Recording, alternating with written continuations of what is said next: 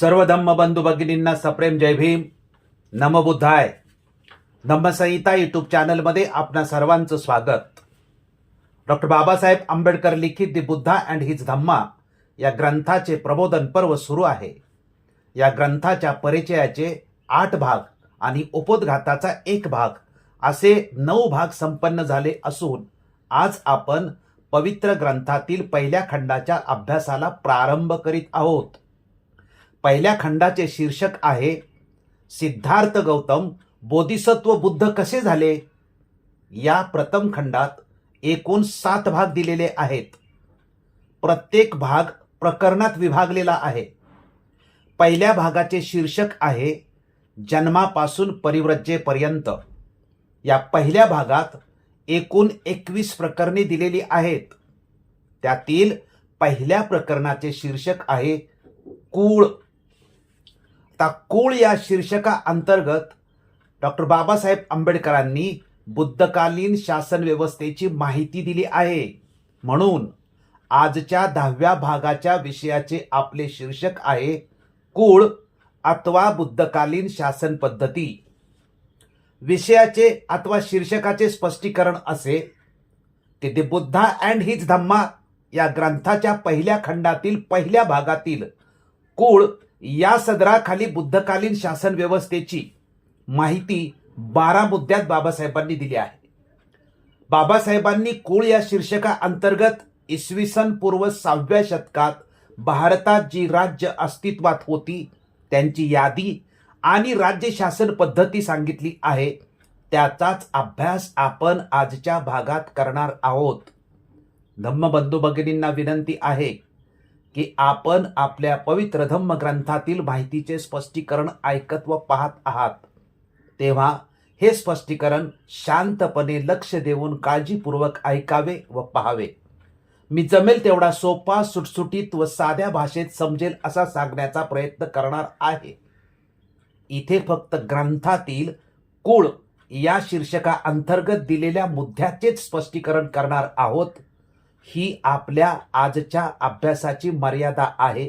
याची सर्वांनी नोंद घ्यावी. दी बुद्धा अँड हिज धम्मा ग्रंथात कुळ या शीर्षका अंतर्गत जी माहिती दिली आहे ती प्रथम आपण पाहूया. बाबासाहेब लिहितात की बाबासाहेबांनी 1-2 अशा आकड्यामध्ये लिहिलेल्या आहेत.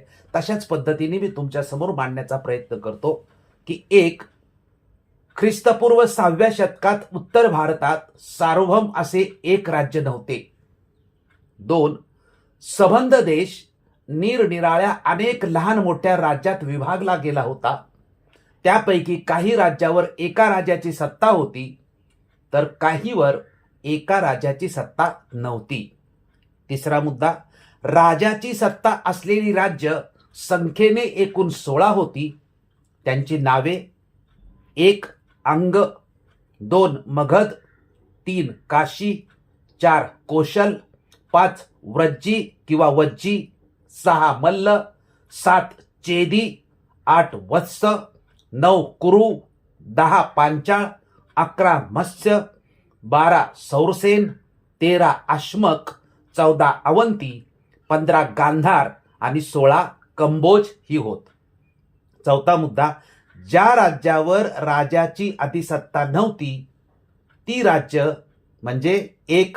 कपिलवस्तूचे शाक्य, पावा व कुशिनारा येथील मल्ल, 3. वैशालीचे लिच्छवी, 4. मिथिलेचे विदेह, 5. रामग्रामचे कोलीय, 6. अल्लकपचे बळी, 7. रेसपुत्तचे कलिंग, 8. पिपलवनाचे मौर्य आणि ज्यांची राजधानी सिसुमारगिरी होती ते भग्ग. ही 4थ्या मुद्द्यात बाबासाहेबांनी यादी दिली. 5वा मुद्दा, ज्या राज्यावर राजाची सत्ता होती त्या राज्यांना जनपद म्हणत व ज्यावर राजाची सत्ता नव्हती त्या राज्यांना संघ किंवा गणराज्य असे म्हणत. 6वा मुद्दा, कपिलवस्तू येथील शाक्यांच्या शासन पद्धतीविषयी विशेष अशी माहिती मिळत नाही. या राज्यांची शासन व्यवस्था प्रजासत्ताक होती की त्यावर काही विशिष्ट लोकांची सत्ता होती हे मात्र समजत नाही. तथापि हे मात्र निश्चित 7वा मुद्दा की शाक्यांच्या गणतंत्र राज्यात अनेक राजवंश होते व ते आळीपाळीने राजसत्ता चालवित होते. 8वा मुद्दा, अशा प्रकारे राजसत्ता चालवणाऱ्या राजघराण्यांच्या प्रमुखाला राजा ही संज्ञा होती.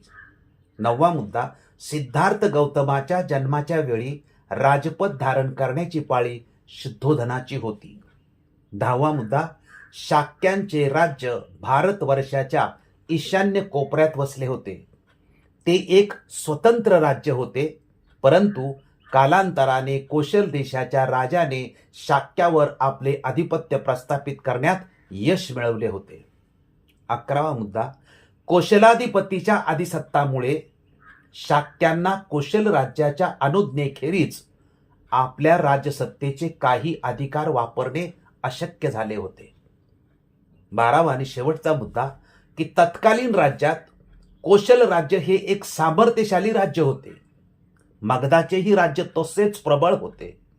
कोशल देशाचा राजा पसेंदी म्हणजेच प्रसेनजित व मगध देशाचा राजा बिंबिसार हे सिद्धार्थ गौतमाचे समकालीन होते. अशा प्रकारे कुळ या शीर्षका अंतर्गत डॉक्टर बाबासाहेब आंबेडकरांनी अतिशय संक्षिप्त स्वरूपात 12 मुद्दे दिलेले आहेत. त्या 12 मुद्द्याचं स्पष्टीकरण आपण पाहू. त्यातला पहिला जो मुद्दा आहे तो 6व्या शतकाचा आहे. डॉक्टर बाबासाहेब आंबेडकरांनी कुळ या शीर्षका अंतर्गत जे 12 मुद्दे दिले आहेत त्यातील पहिला मुद्दा 6वे शतक आहे. त्याचे स्पष्टीकरण पाहूया. त्याचे स्पष्टीकरण असे की डॉक्टर बाबासाहेब आंबेडकरांनी 6व्या शतकातील माहितीपासून बुद्ध आणि त्यांचा धम्म या पवित्र ग्रंथाची सुरुवात केली आहे. तर 6व्या शतकापासूनच बाबासाहेब आंबेडकरांनी याची सुरुवात का केली आहे, या शतकाचं महत्त्व काय आहे, हे सर्वप्रथम समजून घ्यावे लागेल. आणि हे समजून घेण्यासाठी भारताची ऐतिहासिक पार्श्वभूमी अभ्यासावी लागेल. त्याशिवाय या मुद्द्याचा उलगडा होणार नाही. भारताच्या ऐतिहासिक पार्श्वभूमीची माहिती पुरातत्व इतिहासकार राजीव पटेल आपल्या ग्रंथात तिचा आधार आपल्या ग्रंथात देतात. त्या माहितीचा आधार आपण येथील स्पष्टीकरणासाठी घेतलेला आहे. राजीव पटेल लिहितात की भारताचा मानवी इतिहास 4 भागात विभागलेला आढळतो. पहिला प्री हिस्ट्री म्हणजे इतिहासपूर्व काळ, यालाच पाषाण युग म्हणतात. दुसरा प्रोटो हिस्ट्री म्हणजेच इतिहास आद्य इतिहास, यालाच सिंधू संस्कृतीचा काळ म्हणतात. आणि तिसरा ताम्रपाषाणिक संस्कृती किंवा वैदिक संस्कृती किंवा अंधार युग, अशी 3 नावं आहेत. तिसऱ्या टप्प्यामध्ये त्याचं स्पष्टीकरण आपण खाली करणार आहोत. आणि चौथा हिस्टॉरिकल पिरियड म्हणजे ऐतिहासिक काळ. अशा 4 भागामध्ये भारताचा इतिहास येतो. त्या पहिल्या 3 काळाची पवित्र धम्मग्रंथात माहिती न देता डॉक्टर बाबासाहेब आंबेडकरांनी 4थ्या भागापासून सुरुवात करतात, कारण पहिल्या 3 काळाची लेखी माहिती उपलब्ध नाही. त्यामुळे या 4 काळाचे संक्षिप्त स्पष्टीकरण आता आपण पाहूया अगदी थोडक्यामध्ये. प्री हिस्ट्री म्हणजे पाषाण युग. आता पाषाण युगाची माहिती संक्षिप्त स्वरूपात अशी की प्री हिस्ट्री म्हणजेच इतिहासपूर्व काळ होय, यालाच पाषाण युग म्हणतात. पाषाण युगात मनुष्य जीवनाचा प्रथमतः उदय होत होता. पाषाण काळातील लोक मनुष्य बनण्याचा प्रयत्न करीत होते.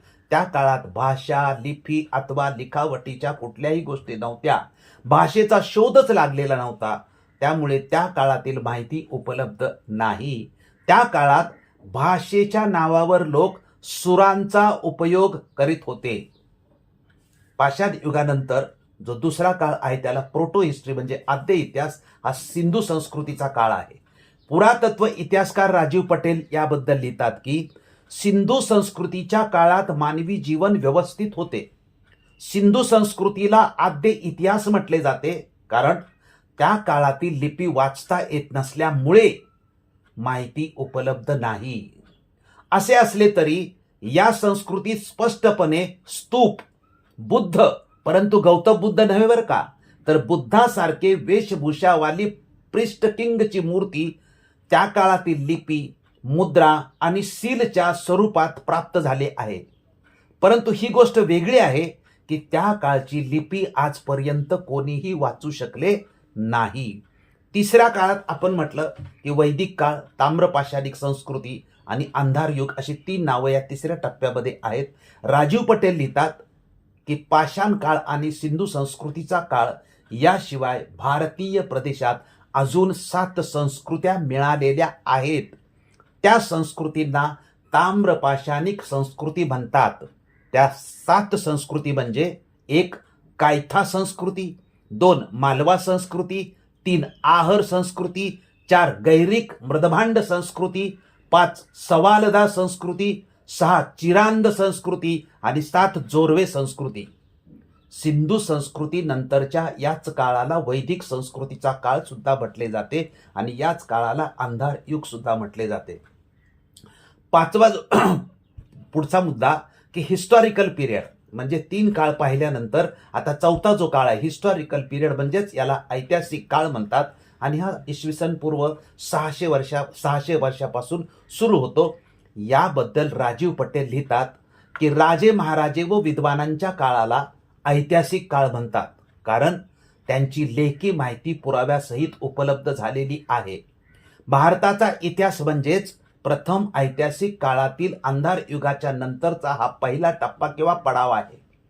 सिंधू संस्कृतीनंतर ऐतिहासिक काळाचा नंबर येतो. या कालखंडात झालेल्या सम्राटांची नावे, त्यांची राजधानीचे ठिकाण, त्यांचा किल्ला, त्यांच्याद्वारे लिहिलेले अभिलेख आणि लिपी, त्यांच्याद्वारे प्रचलित मुद्रा आणि त्या काळातील मिळालेली सभ्यता संस्कृतीच्या पुरातात्विक पुराव्याबरोबरच त्या संस्कृतीमध्ये उपस्थित अनेक विदेशी प्रवाशाद्वारा स्वतः पाहिलेले प्रवास वर्णन लिहिलेले आहे. हे लेख आज सुद्धा अनेक पुस्तकात लिहिलेले आढळतात. याचबरोबर या काळामध्ये पहिल्या शिक्षण संस्था होण्याचा सुद्धा पुरावा मिळालेला आहे, ज्याला खरोखरच त्या काळातील सभ्यता संस्कृतीमध्ये आजपर्यंतचा मिळालेला एकमेव पुरावा किंवा साक्ष म्हटले तर त्याला अतिशयोक्ती होणार नाही असं डॉक्टर राजीव पटेल पुरातत्व इतिहासकार लिहितात. या 4 काळात भारतीय इतिहास असला जे आपण पहिला पाहिला की पाषाण युगाचा काळ, सिंधू संस्कृतीचा काळ, ताम्रपाषाण किंवा वैदिक संस्कृतीचा काळ आणि चौथा ऐतिहासिक काळ. या 4 काळात आपण भारताचा इतिहास जरी पाहिला असेल तरी या 4 काळात भारतीय इतिहास असला तरी वास्तव मात्र प्रत्यक्षात आपलं वेगळेच आहे. याचे स्पष्टीकरण राजीव पटेल करतात ते असे की भारतात मान्यतावादी इतिहास, शैक्षणिक इतिहास व उत्खनन इतिहास आपण पाहिलेल्या 4 वरच्या काळाशी सुसंगत वाटत नाही. याबाबतचे स्पष्टीकरण पुरातत्व इतिहासकार राजीव पटेल वैदिक युग का घालमेल या ग्रंथात पृष्ठ क्रमांक 9 वर लिहितात की मान्यतावादी इतिहास सांगतो की भारतात मानवी संस्कृती 1 लाख वर्षापूर्वी सुद्धा खूप अगोदर स्थापित झालेली आहे. शैक्षणिक इतिहास सांगतो की भारतात मानवी संस्कृती फक्त 10,000 वर्षाच्या आतील आहे. आणि शैक्षणिक इतिहास सांगतो की भारतात वैदिक संस्कृतीचा उगम आजपासून 3,500 वर्षापूर्वी होऊन ती संस्कृती आजपर्यंत सतत निरंतरपणे चालत आलेली आहे.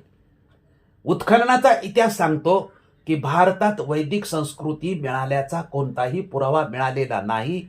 नगर, गाव, घर, वैदिक अनुयायांचा राज्यकर्ता, त्यांचा किल्ला, त्यांचे राज्य, त्यांचा आदेश, मुद्रा, सील, अभिलेख, मृदभांड, लिपी, विदेशी प्रवाशांचे प्रवास वर्णन अशा कोणत्याही गोष्टी उत्खननाच्या माध्यमातून मिळाल्याचे सिद्ध झालेले नाही.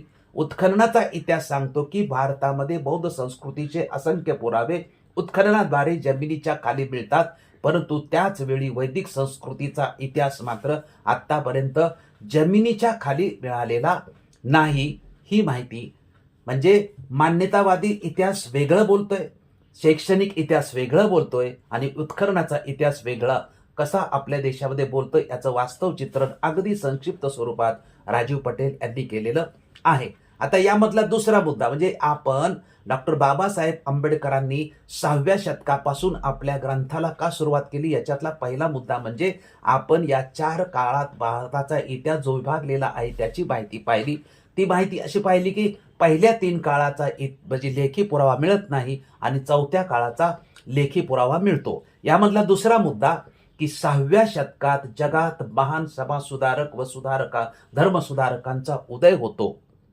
याचं स्पष्टीकरण असं, मुन्शी NL खोब्रागडे बौद्धकालीन भारत का इतिहास या पुस्तकात पृष्ठ क्रमांक 24 वर जगात समाज सुधारक आणि धर्मसुधारक यांच्या उदयाबद्दल लिहितात की इतिहासामध्ये सर्वप्रथम इसवी सन पूर्व 6व्या शतकात विश्वातील विभिन्न देशामध्ये समाजसुधारक व धर्मसुधारक महापुरुष जन्माला आले होते. त्यांनी आपापल्या देशात धार्मिक अंधश्रद्धेच्या विरोधात त्यामध्ये सुधारणा करण्याच्या उद्देशाने आपले जीवन समर्पित केले. इराणमध्ये जोराष्ट्र, चीनमध्ये कन्फ्युशियस आणि लाओजे, भारतामध्ये महावीर आणि भगवान बुद्ध यांचा उदय झाला. 6वे शतक इसवी सन पूर्व म्हणजे भगवान बुद्धांच्या धर्माच्या उदयापूर्वी भारतवासियांची अवस्था चांगली नव्हती. ते असभ्य आणि बर्बर होते. कबिलाई म्हणजे टोळ्यांचा समाज होता. हा समाज अज्ञानता आणि अंधश्रद्धा यामध्ये मशगूल होता. सच्चाई आणि वास्तविकतेपासून अनभिज्ञ होता. महत्वहीन कर्मकांडात फसलेला, यज्ञ हवन इत्यादी परंपरांमध्ये जखडलेला होता. देशात लहान लहान राज्य होती. ती लहान सहान गोष्टीवरून आपसात सतत भांडत होती. अशा कठीण वेळी भारतात फार मोठी धार्मिक क्रांती झाली. या महान धार्मिक क्रांतीचा जन्मदाता तथागत भगवान गौतम बुद्ध होते. भगवान बुद्धांचे मानवी जीवनाचे नैतिक चरित्र्याची स्थापना करून भगवान बुद्धाने मानवी जीवनाच्या नैतिक चरित्र्याची स्थापना करून अंधश्रद्धेविरुद्ध जनतेला जागृत केले. याचा परिणाम म्हणजे सामाजिक एकता कायम झाली आणि मगध सारख्या शक्तिशाली साम्राज्याचा या देशामध्ये उदय झाला. धम्मक्रांती आणि भारतातील राज्यशासन व्यवस्था या दोन कारणांना आपण लक्षात घेऊनच बाबासाहेब आंबेडकरांनी आपल्या पवित्र ग्रंथाची 6व्या शतकापासून सुरुवात केली आहे, हे वरील अभ्यासावरून स्पष्ट होते. यानंतरचा मुद्दा आहे की भारतात जी लहान मोठी राज्य होती त्याबद्दल बाबासाहेब आंबेडकर लिहितात की संबंध देश निरनिराळ्या अनेक लहान मोठ्या राज्यात विभागला गेला होता. त्यापैकी काही राज्यावर एका राजाची सत्ता होती तर काहींवर एका राजाची सत्ता नव्हती. प्रथम राजाची सत्ता असलेली 16 राज्य आहेत. प्रथम राजाची सत्ता असलेली 16 राज्य होती, त्यांची माहिती आपण घेऊया. आता या 16 राज्याच्या माहितीचा स्रोत काय आहे, ही माहिती कुठे मिळते हे प्रथम लक्षात घेतले पाहिजे. तर ही 16 जनपदाची माहिती बौद्ध आणि जैन ग्रंथात मिळते. बौद्ध ग्रंथ अंगुत्तर निकायमध्ये 16 जनपदाची यादी दिलेली आहे आणि जैन ग्रंथ भगवती सूत्रमध्ये 16 जनपदाची यादी दिलेली आहे. या 16 राज्यांची त्यावेळी राजधानी कोणती होती आणि ही राज्य आज नेमकी कोणत्या प्रदेशात आहे ते अगदी संक्षिप्त स्वरूपामध्ये तुमच्या माहितीसाठी या ठिकाणी सादर करतो. त्यातलं पहिलं आहे अंग. अंग हे आधुनिक किंवा आजच्या बिहार राज्यातील भागलपूर आणि मुंगेर जिल्ह्यात होते आहे. त्याची राजधानी चंपानगर होती. दुसरा मगध. मगध हे बिहार राज्यातील वर्तमान पाटणा, राजगीर अथवा राजगृह क्षेत्रात होते. त्याची राजधानी गिरिव्रज होती. तिसरा काशी हे क्षेत्र आजच्या वाराणसी जिल्ह्यात होते. चौथं कोशल हे आजच्या अयोध्या अथवा साकेत म्हणजेच फैजाबाद जिल्ह्यात होते. त्याच्या 2 राजधान्या होत्या, श्रावस्ती आणि साकेत. वज्जी गणराज्य हे आजच्या उत्तर बिहारमध्ये आहे. त्यावेळी 8 गणराज्याचा संघ म्हणजे वज्जी गणराज्य होते.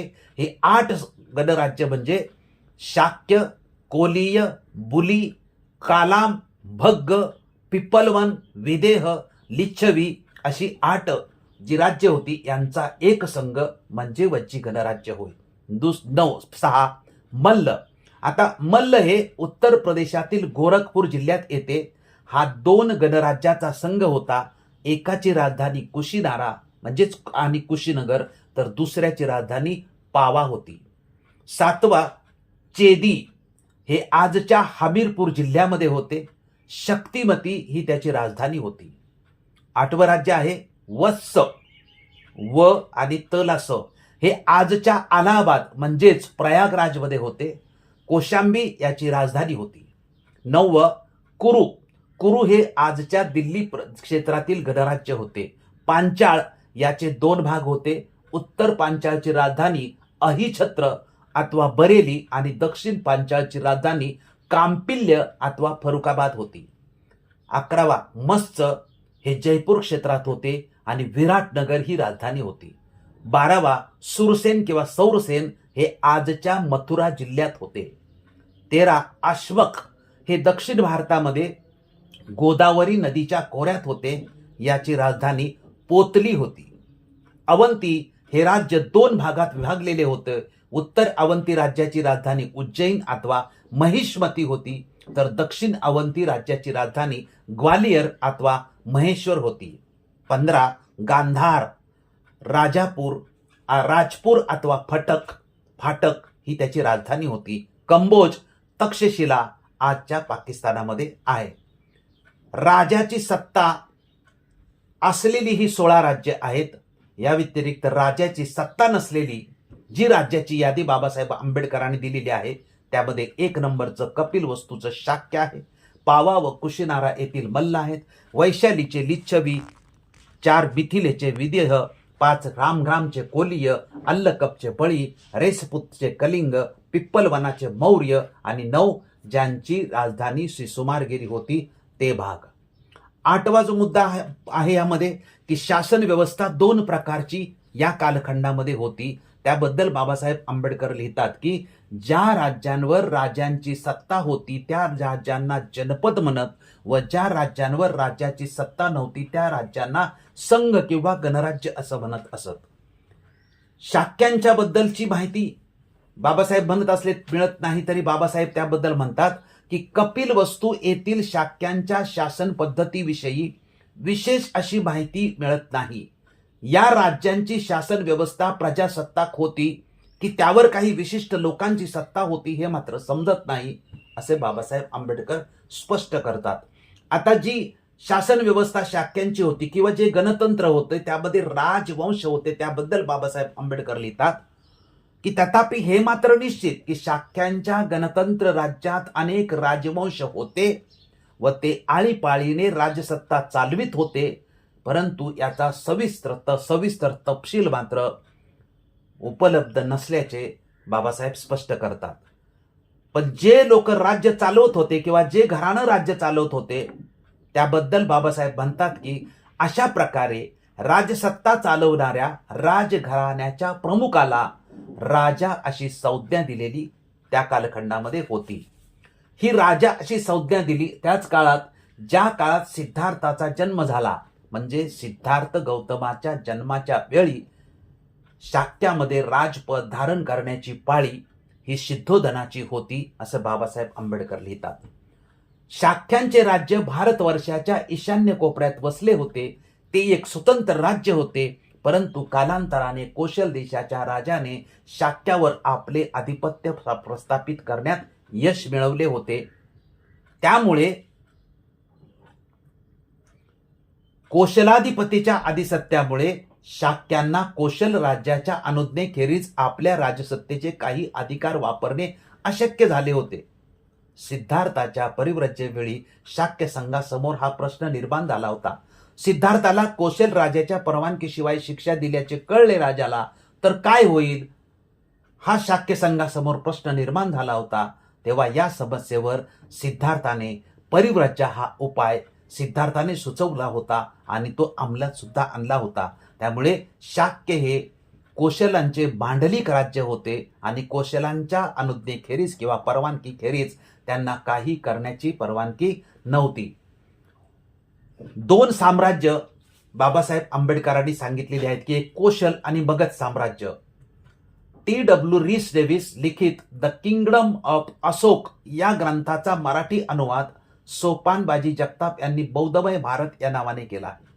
या ग्रंथाच्या पुष्ट क्रमांक 12 वर लिहिले आहे की राजगृह आणि त्यानंतर पाटलीपुत्र राजधानी असणारे मगध साम्राज्य, त्यावर प्रथम राजा बिंबिसार आणि नंतर त्याचा मुलगा अजातशत्रू यांनी राज्य केले, तर दुसऱ्या बाजूला श्रावस्ती राजधानी असणारे वायव्येकडील कोशल साम्राज्य उत्तर कोसल, त्यावर प्रथमतः प्रसेनजिताने आणि नंतर त्याचा मुलगा विदुधभा याने राज्य केले.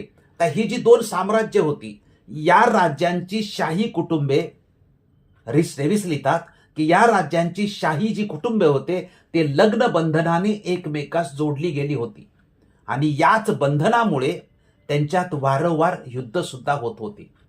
राजा प्रसेनजिताची बहीण कोसला देवी मगध सम्राट बिंबिसाराची बायको होती. बिंबिसाराच्या मिथिला देशाची विदेहा हिच्यापासून म्हणजे बिंबिसाराची दुसरी बायको मिथिला देशाची विदेहा हिच्यापासून किंवा या दुसऱ्या बायकोपासून झालेल्या अजातशत्रू नावाच्या मुलाने जेव्हा त्याचा पिता बिंबिसार याला ठार केले तेव्हा त्या धक्क्याने शोकग्रस्त होऊन कोसला देवी मृत्यू पावली होती. त्यामुळे राजा प्रसेनजिताने आपली बहीण म्हणजे कोसला देवीला खर्चासाठी म्हणून काशी शहराचा महसूल प्राप्त व्हावा या उद्देशाने मगध सम्राटाला दिलेली काशी शहर पुन्हा जप्त केले. त्याची चीड येऊन अजातशत्रूने आपल्या मामाच्या विरोधात युद्ध पुकारले. सुरुवातीला अजातशत्रूला विजय मिळण्याची चिन्ह दिसली, परंतु चौथ्या मोहिमेच्या वेळी त्याला बंदिवान बनवले आणि जेव्हा त्याने आपला दावा सोडून दिला त्याच वेळी त्याला प्रसेनजिताने मुक्त केले. त्यानंतर राजा प्रसेनजिताने त्याला आपली वजिरा नावाची मुलगी लग्नात देऊ केली. त्याचबरोबर लग्नाची भेट म्हणून विवादातील काशी हे गाव तिच्या नावावर केले. त्यानंतर 3 वर्षांनी प्रसेनजितचा मुलगा विदुधबा याने प्रसेनजित शाक्य देशातील उलुंबा गावी असताना आपल्या बापाविरुद्ध बंड केले. राजा प्रसेनजित अजातशत्रूची मदत मिळावी म्हणजे आपल्या भाच्याची मदत मिळावी म्हणून राजगृहाला पळून गेला, परंतु आजारी होऊन राजगृहाच्या दाराच्या बाहेरच तो मृत्यू पावला. ही रीस डेव्हिस यांनी दिलेली माहिती आहे. आता प्रमुख जी 16 महाजनपद किंवा ही जी प्रमुख 16 राज्य आपसात सातत्याने संघर्षात होती. या संघर्षात मगध आणि कोशल ही 2 साम्राज्य शिल्लक राहतात. मगध आणि कोशल पुन्हा या 2 साम्राज्यात संघर्ष होऊन शेवटी भारतावर मगध साम्राज्याची सत्ता निर्माण होते. आता ही मगध जे साम्राज्य आहे संपूर्ण भारतावर कशा पद्धतीने सत्ता किंवा कशा पद्धतीने शासक होऊन गेले त्याची फक्त यादी तुमच्या समोर मी मांडतो. ही यादी राजीव पटेल यांनी बुद्धिजीवी का षड्यंत्र या ग्रंथामध्ये दिलेली आहे की कोणकोणत्या वंशांनी मगधावरती राज्य केलेलं आहे किंवा मगध साम्राज्याला कॉन्ट्रीब्यूट केलेलं आहे. तर पहिला वंश आहे तो हार्यक वंश. हार्यक वंशाचा कालखंड आहे इसवी सन पूर्व 544 ते 413. म्हणजे हार्यक वंश हा ज्ञात असलेला सर्वात प्राचीन वंश आहे.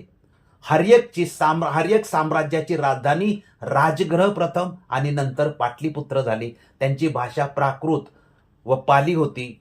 त्याचा पहिला राजा हार्यक वंशाचा राजा बिंबिसार, दुसरा अजातशत्रू त्याचा मुलगा, तिसरा उदयभद्र, चौथा नागदासक. इसवी सन पूर्व शेवटचा शासक 412 पर्यंत हे हार्यक वंशाचे राज्य होते. दुसरा हार्यक वंशानंतर शिशुनाग वंश याचा काळ इसवी सन पूर्व 412 ते 344. वैशाली राजधानी होती, नंतर पाटलीपुत्र झाली. शिशुनाग पहिला, त्यानंतर कालाशोक आणि त्यानंतर महानंदीन. तिसरा जो वंश आहे ते नंदवंश. या नंदवंश साम्राज्य आहे इसवी सन पूर्व 345 ते 321. याचा संस्थापक होता महापद्मानंद आणि त्याचाच मुलगा धनानंद. हा सिकंदर समकालीन धनानंद होता. धनानंदाच्या नंतर मौर्य वंशाचं साम्राज्य येतं. या मौर्य वंशाचा कालखंड जो मोठा आहे तो इसवी सन पूर्व 321 ते 185. याचा संस्थापक मौर्य वंशाचा चंद्रगुप्त मौर्य, त्यानंतर दुसरा त्याचा मुलगा बिंदुसार आणि बिंदुसाराचा मुलगा अशोक, त्यानंतर कुणाल मौर्य आणि जालोक मौर्य, दशरथ आणि सांप्रती मौर्य, देवेनवर्म आणि शेवटचा बृहद्रथ मौर्य. प्राचीन मगध राज्य हे सुरुवातीला आजच्या बिहार राज्यातील पटना आणि गया जिल्ह्यापुरतेच मर्यादित होते. त्याच्या उत्तरेला गंगा नदी, दक्षिणेला चंपा नदी, पश्चिमेला सोन नदी होती. याची राजधानी राजगीर अथवा राजगृह याच्या जवळ गिरिव्रज होतं. हे साम्राज्य संपूर्ण भारतात पसरलेलं होतं. आपण जे मुद्दे पाहिले त्या संपूर्ण मुद्द्याचा म्हणजे कुळ तथा बुद्धकालीन राज्य शासन पद्धती या विषयाचे स्पष्टीकरण करण्यासाठी आपण जे मुद्दे पाहिले त्या सर्व मुद्द्यांचा एकत्रित अभ्यास केल्यानंतर असे अनुमान निघते की इसवी सन पूर्व 6व्या शतकापासून ऐतिहासिक काळ सुरू होतो हे सर्वच विद्वानांनी मान्य केले आहे किंवा ही गोष्ट प्रस्थापित झालेली आहे. तसेच पुरातात्विक खात्याद्वारेही 6व्या शतकाच्या समर्थनार्थ पुरावे सादर केले गेले आहेत. म्हणून डॉक्टर बाबासाहेब आंबेडकरांनी द बुद्धा अँड हिज धम्मा या पवित्र ग्रंथाची सुरुवात 6व्या शतकापासून केलेली आहे आणि कुळ या शीर्षका अंतर्गत त्याची माहिती आपल्याला संक्षिप्त स्वरूपात दिलेली आहे. आपण कुळ या पहिल्या प्रकरणाचे विवेचन शांतपणे लक्षपूर्वक ऐकले पाहिले त्याबद्दल आपणा सर्वांचे मनपूर्वक आभार मानतो. डॉक्टर बाबासाहेब आंबेडकरांच्या पवित्र ग्रंथातील कुळ या भागाचे विवेचन आपणास आवडले असेल, तसेच विवेचनाची पद्धती आवडली असेल तर आपण हा व्हिडिओ जास्तीत जास्त लोकांपर्यंत पाठवून ग्रंथ प्रबोधनाच्या पर्वाला यशस्वी करण्यासाठी सहकार्य करावे ही विनंती. धन्यवाद. जय भीम, जय अशोक, जय बुद्ध, जय भारत. साधू साधू साधू.